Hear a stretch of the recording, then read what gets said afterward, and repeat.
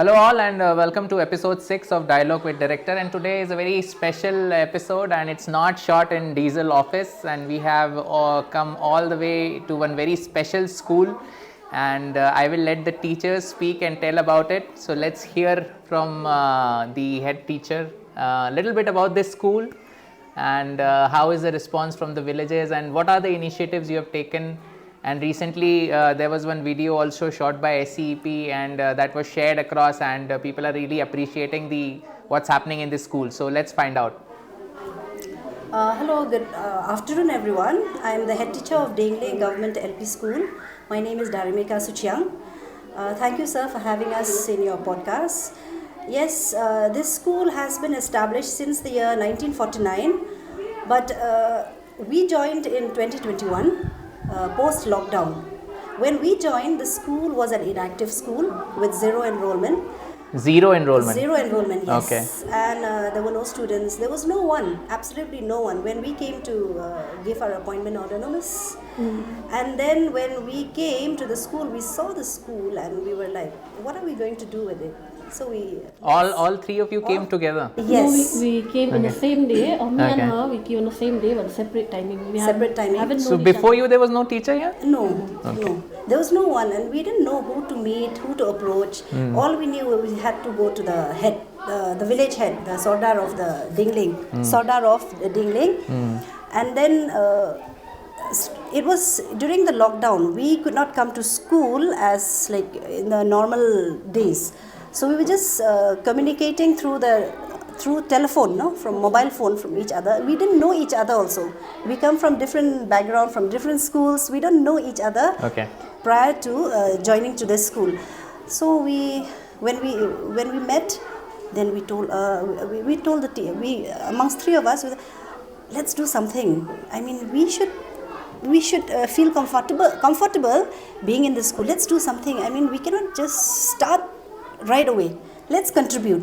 So we started with 2,000 each contribution from us to buy paint, and we did the painting on our own.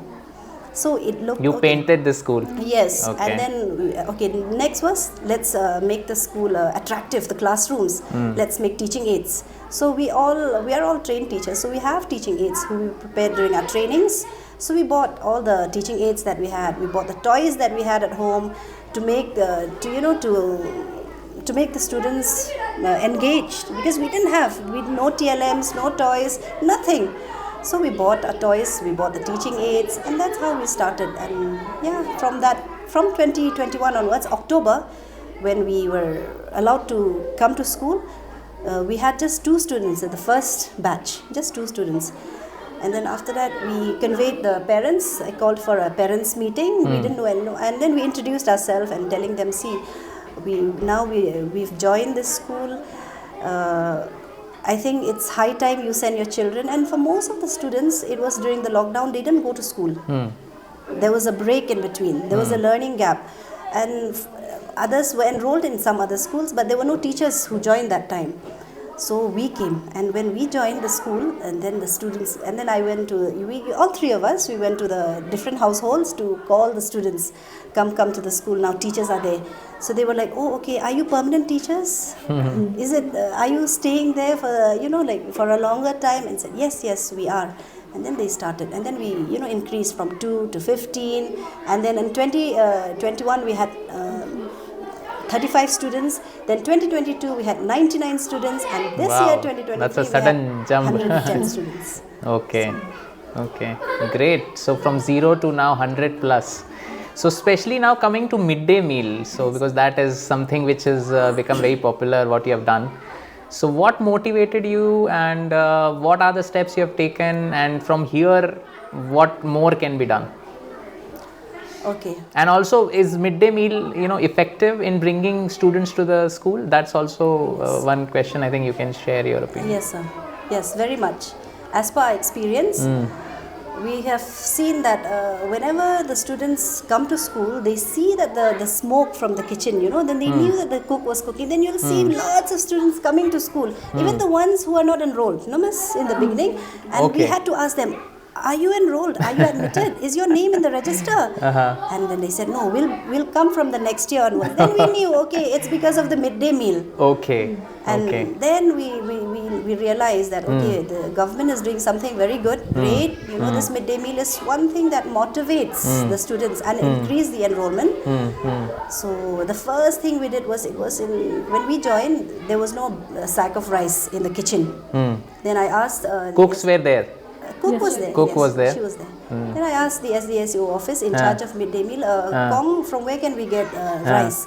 She said, you have to wait for the truck to come and deliver it to your school. Then when I called the driver who's in charge, he said, it's not the time for us to deliver. We have to wait for everyone. We'll deliver it in the month of November. But it's already sanctioned that time. Then we said, where's the go down of the dealer? Then three of us, they said, it's in Mawkynrew. Then I told, we need to cook. Come on, let's go to the go down. We went to Tma's go down. There it's in Mawkynrew. And we got 3 sacks of rice. We cannot carry all the 3 sacks at the same time, so we carried one sack to school. So that's the first initial step we took, initiative we took. Right, brilliant. So then the idea of these tiffins and all, from where did it come? See, till last year, we were cooking in alternate days. Okay. Because we had a meeting with the managing committee, and then even the cook was complaining because of the salary and work pressure, and she has to go to her farms. So she was saying, please at least let me cook just alternate days, Monday, Wednesday, Friday, not every day. Then why? She said, it's taking a lot of my time. And because she has to serve in the plates, and the small children, they don't understand it's a supplement food. They keep on coming, second helping, third helping, they keep coming. So she has to wait and wash the plates, so it takes a lot of her time. So then this year again, I didn't want that alternate days. We wanted every day. Then we told, okay, Kong, we'll introduce a tiffin system. You come in the morning, you cook, you pack, and you go. So sometimes before we reach, she's already done with her packing. Wow. So that's how it's really successful, and we distribute the tiffin. So now Kong doesn't hesitate to come every day because it's the tiffin system, so it's really cutting short of our time. Okay. And you also have a little kitchen garden. So how is it going? It's It's running well so far. Like we keep on planting. We keep on planting according to the season. Because last time also we got some seeds. And then we planted all those, and with the help of the parents. From where you got the seeds? From the block office. Okay. Block office. Okay. Block office. They gave us different varieties of seedlings, and we had to ask the parents, since we didn't have any idea about which seed is for which season. Okay, So, we had to ask, because here most of the parents are farmers, so they knew, and it was always the parents who were involved. Right. That's great. You can involve them, Yes, and and in fact, little children also, when they see, they'll get the importance of growing vegetables and eating vegetables also. And whenever we had a MC meeting, a parents meeting, I always ensured after the meeting we go to the kitchen garden, clean it, or plan new. So community-led work, involvement. basically. Okay, great. What are the other things you are doing to improve learning, and because FLN is very important at this level, and you have a challenge of less number of classrooms here. So how are you dealing with that? Right now we are not able to implement the learning outcomes pattern, but from the new session onwards we'll be implementing, and we had a PLC among the 3 of us, and we've seen that if we go according to these learning outcomes, we are going to have lots of these extra times where we can do other curricular activities, and what we have experienced here is the students, they don't like these long question answers. They like objective, activity-based, joyful learning. So we try to incorporate that kind of a pedagogy to teach the children where they enjoy coming to school. And we've noticed that the children don't like to be absent from school. Sometimes even when they're sick, they come to school. So you're getting 100% attendance. Except for the roughly small most of the time. That's great. So even For a primary school, yes. it's great. Yeah. Last month there was one girl, she had measles. She came to school and she was looking sick. Then I told, why did you come to school? And then she just kept quiet. Then I asked somebody to call her mother. And when the mother came, she said, no miss, she doesn't want to stay at home. She wants to come to school. So Yeah. that's how we... I think that is the sign that how well this school is doing, that the children, even when they are sick, they want to come to school. So yeah, great. But as I said, like less number of classrooms and more number of grades you have, right? So you have pre-primary also class 1, 2, 3, 4, 5. So basically, so how do you manage in this? Here in this room, class KG here, 3 and 4. Here 2 teachers are there. One we have to handle only class KG. Since class KG are still small, they need more, what to say, attention. Yeah, of course. Yeah. Then 3 and 4, and there class 1, 2 and 5. Then one teacher is there to handle. Okay, class. so you divide, optimize it. Great, great. So now to take it even further, I mean, you're doing very well. But then how do we further, what is required from our side especially, and also what more do you, I mean, do you have any more creative ideas, like how we can quickly improve, of course now you have done the first step, you have, got the enrollment, but now how do we ensure that they learn and they continue learning from here, because in villages it's very difficult to, retention rate is very low, so they might drop, after this they may drop out. So how do we ensure that they learn what they're supposed to learn? What help you require, and what are some more creative ideas you have? The immediate requirement that we need is an additional rooms. Right. Because we are really facing a lot of challenges like these multi-grade classrooms. Right. Yeah. Because space. And whenever we want to do any group work or an activity, give an activity, we have to divide them in group. It's very difficult because of the congestion and the space that we are facing, limited space. So I think additional rooms, and with the additional rooms, I think we as teachers also, we can improve our teaching. Definitely. With our teaching, we'll be able to implement more new ideas, and with the new NEP, the method of teaching has come up in so many ways. Like in a classroom, you can do role plays, you can do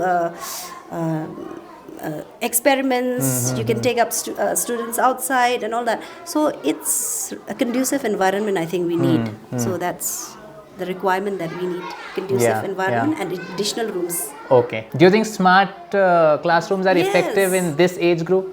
Yes, definitely, very much. Okay. We are in the 21st century, and it's digital technology is, and even sometimes we bring our mobile phones or our laptops. We download animation movies or just to grab their attention, because sometimes they're too noisy. There are some kids who are fast learners. They finished, and there's some who are slow learners. So in order to avoid the distraction from those fast learners, we show them animation movies in laptops or mobile. And the moment they've never seen a laptop, the first time when I brought a laptop, you should have seen the curiosity, the expression. First time seeing the screen. So that's it's very much needed. Smart classroom. Okay. So lastly, I want you to give a message to the other teachers, because there are constraints many places, right? Because we don't find this kind of commitment from usually, that in spite of the challenges, the team rises up and turns it around. So I want you all to give a message to all the teachers who are out there in Meghalaya. How they can learn from your example, and how much can be achieved by simply a willpower of the teacher. On my behalf, I think if any profession that we are in, it should be a calling, dedication, and the love for what we do. So once we're dedicated and once we are involved in what we are doing, I'm sure we'll be able to bring lots of changes, and we should not think of the challenges or the difficulties. In fact, we should strive to do and give our best in whatever way, in whichever way that we can, with the limited resource or with the excess resource, whatever way that we can give the best, so that satisfaction is comes from within. Good. Others also. I want everyone to speak. Yeah. Teaching profession, I feel like it should come from your heart, and it comes from your heart. And when you have that passion for the children, I feel like you'll be excited to come to school and to be with the children. Not only your own. You can imagine you have your own children at home. You love to be with them, and even in school when we come to our children in school, we feel that joy. And I feel like all the teacher. As a teacher, you should be able to give your all, give your best, and then don't take anything for granted and leave. I'll do it later. I'll do that later. The main motto is do it now. Give your best. Give the best and do your job from your heart, from within. Don't just like I go for my salary and then I come back home. I go at 9. I come at 3. That be enough? No. Give it all and then give your best as a teacher. And I feel like. Treat your kids, your student, as your own children. Give them love, because we have to scold them also. We give them love also. Like we are like their parents only in school. And I feel like all the teachers, they should give their heart in their job, in what they are doing. I think that's all. Teaching, we have to cooperate. Each of us, we have to cooperate so that whatever we do, we will strive for the excellent. We will get the best that we can. If there is no cooperation with each other, then I think it won't help the student. Yeah. Thank you. So I see the cooperation, you're working as a team, one team, so that helps, yeah. Yes, so just one last message. Yeah. We should not forget, we teachers, we are role models. So we should be a very good example, and we should lead the future generations, and we should be facilitators as well. So. Thank you all. So this was Dienglieng Government LP. Dienglieng, sorry for my pronunciation. So Government LP School, and you just met the wonderful teaching team here, teachers team, and then they are doing fabulous from 0 enrollment to 100+ enrollment, and their innovative ways in midday meal you all have seen. So we are very proud of them, and I'm sure so many teachers from Meghalaya will take inspiration from them. I have adopted this school, and I will do whatever I can to improve it, and you also can adopt school. We have launched a brilliant portal, adoptaschool. I'll share the link in the description. Just go ahead, and we want the support of everyone who can help to improve the school infrastructure in Meghalaya. Thank you for watching, and keep commenting and let us know whom else should we invite on this podcast on education. Kublai Shabun, Mithila.